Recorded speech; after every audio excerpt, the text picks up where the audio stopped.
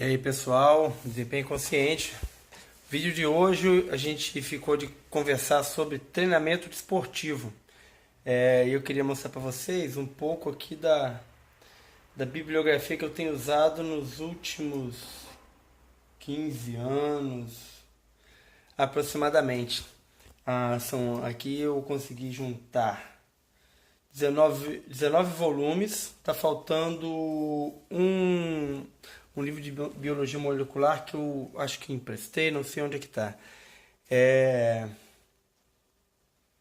Livros de treinamento esportivo, de modalidades, de fisiologia do exercício. Então corrida, é um compêndio aqui daquilo que eu tenho inspirado o meu conhecimento. Faltando aqui as xerox do tempo de faculdade, uma pilha de revistas de modalidade de treinamento que sempre vem salpicado de conhecimentos e textos diários praticamente que às vezes eu não dou conta de ler e eu imprimo algumas apostilinhas, tem algumas espalhadas aqui em casa de revistas onde eu procuro atualizar o conhecimento. Então muita carga de conhecimento para poder dar conta da realidade de treino dos nossos atletas e as minhas também, né? Que eu inspiro a minha maneira de prescrever treino na minha experiência com o treinamento esportivo. Vou tentar ser rápido para a gente fechar aí em menos de 10 minutos.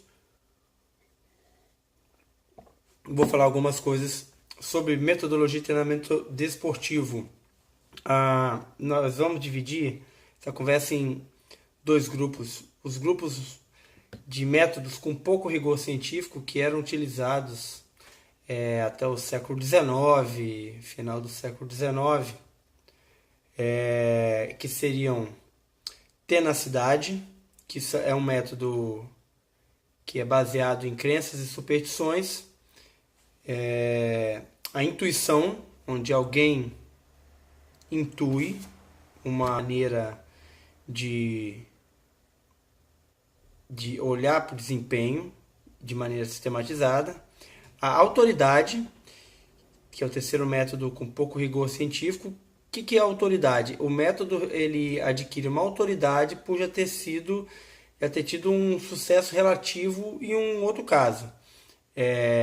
Então, se eu vejo um time que conseguiu um bom resultado, eu vou lá, pego aquela metodologia que foi usada, aquela maneira de treinar e copio na minha realidade do meu time, mas sem comprovação, sem expor essa metodologia a uma população considerável. Então o método é muito pouco científico, né? Sem comprovação até de que o método teve influência direta no resultado naquele resultado daquela equipe, por exemplo. O método racional, que vai por associação lógica, se elemento X faz isso, logo dá resultado. É parecido com a autoridade, mas é mais não por cópia, não por referência, mas por associação lógica de quem administra. Tá? E o método empírico, que é a experiência que conduz a resultado, ou seja, eu repito durante algum tempo uma metodologia, uma pretensa metodologia, mas numa população reduzida ou numa condição especial e espalho aqueles dados obtidos como resultado e isso vira um método empírico, mas sem ser tratado por metodologia científica. E a gente tem os métodos de treinamento esportivo já que foram elaborados a partir do início do século XX e ganharam força e credibilidade a partir da metade do século XX, que são o método contínuo invariável, onde você trabalha a resistência aeróbica prioritariamente, o exercício é invariável, ou seja, você repete sempre a mesma forma, a execução é prolongada e a intensidade é moderada para sustentar esse modelo. Esse método contínuo invariável ainda tem duas subdivisões, que seria o intensivo, onde você usa um pouco mais de intensidade, baseado na intensidade de prova, e o método extensivo, onde eu uso menos intensidade. Passando, contínuos variáveis, onde vão variar, os métodos são contínuos, mas vão variar os estímulos, e aí essa variação de intensidade com repouso ativo. A gente pode traduzir isso, por exemplo, nos métodos Fartlek, que mesclam e jogam com velocidade, sempre com recuperação ativa. Os métodos descontínuos, onde há uma descontinuidade da aplicação, ou seja, descansos inativos, que podem ser longos ou curtos, e pode ocorrer mudança na forma, tá? Ou seja, pode mesclar corrida com remo, então você muda a forma.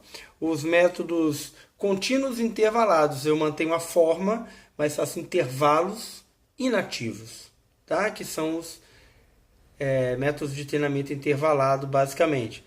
E os descontínuos com repetições, onde a gente fragmenta ainda mais, mudando forma e administrando pequenas repetições, aumentando a frequência e a densidade da administração dos estímulos de treinamento. Tá bom? Então, esses são os métodos de treinamento esportivo que são mais utilizados, e ainda temos a combinação em algum momento dessas metodologias, tá? Então, quando o treinador ele senta para avaliar uma situação e administrar o treinamento, ele tem essas metodologias à mão para poder usar de acordo com o objetivo de cada um e mesclar isso em forma de estímulos. Além disso, a gente tem ainda alguns vetores, que seriam as direções de força a aplicar nos métodos, os componentes de carga do treinamento esportivo, que serão administrados, que se apresentam como volume, intensidade e densidade. Ou seja, volume é o quanto de carga vai ser aplicado, a intensidade é o quão intenso isso vai ser referencial ao indivíduo, e a densidade é qual é a frequência de administração desse estímulo em microciclos, macrociclos. Isso aí a gente vai também dividir em periodização, que é o outro parâmetro aqui para a administração das metodologias. E aí eu vou fechar falando uma coisa bem legal, que isso tudo ainda pode ser individualizado em escolas, né? E aí vamos ter a escola saxônica, onde vou ter os principais expoentes: Nova Zelândia, Austrália, Canadá, África do Sul, Estados Unidos, ou seja, os que falam inglês fora da Inglaterra, fora da Europa. E tem expoentes cientistas: Matthews, que é um dos autores de grandes livros de fisiologia, Cooper, Dr. Kenneth Cooper, e o Bompa, que é um teórico da força, que ainda hoje tem muita influência. Temos a escola socialista, com a República Democrática da Alemanha, ou seja, a Alemanha Oriental, Cuba, Polônia, Hungria, Bulgária, Tchecoslováquia e a União Soviética, os países da Cortina de Ferro. O maior expoente é Matveev, que influenciou muitos cientistas e treinadores. Nós temos a escola europeia, com a República Federativa da Alemanha, ou seja, a Alemanha Ocidental, para cá do muro, Inglaterra, França, Itália, Espanha, Suécia e Bélgica. Os maiores expoentes seriam Astram e Morgan, tá? Isso aí até a metade do século XX. Depois vieram outros expoentes. E a escola asiática, Japão, Coreia e China, os seus expoentes maiores, Hirata e Fukunaga. Esse Hirata tem até nome tem nomes de posturas da ginástica artística ou ginástica olímpica, influenciou bastante os treinamentos asiáticos. Esse é o nosso papo de hoje, desempenho consciente sobre metodologia de treinamento esportivo.